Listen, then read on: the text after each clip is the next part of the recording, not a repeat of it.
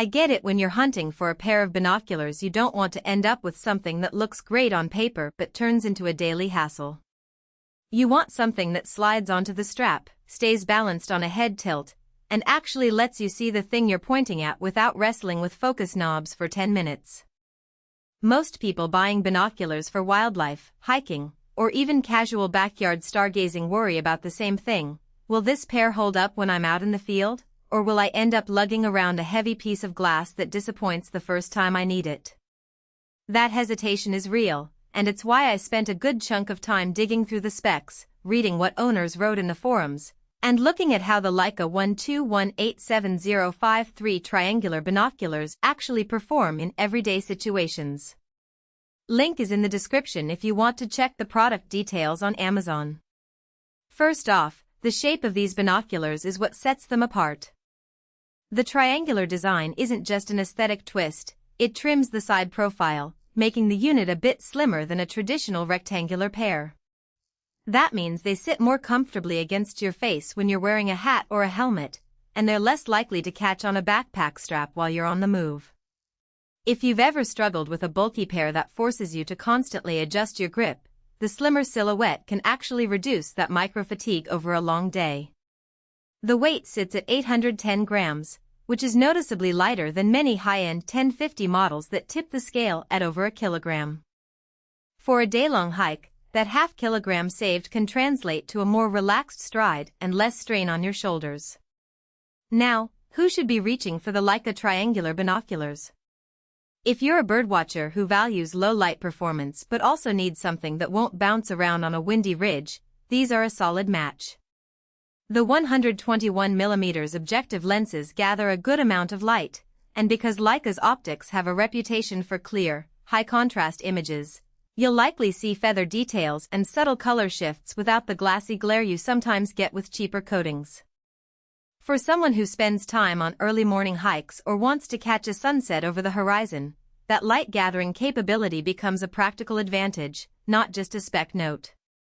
On the other hand, if you're looking for a true long-range spotting scope that can lock onto distant wildlife from half a mile away, you might want to skip these.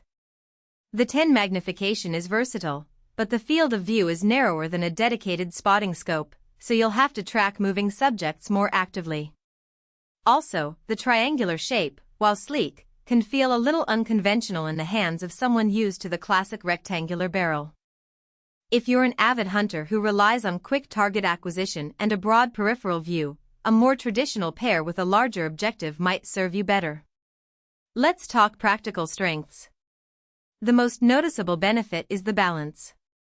Because the lenses sit farther apart laterally but closer to the eye, the weight distribution is centered around the pivot point of the hinge.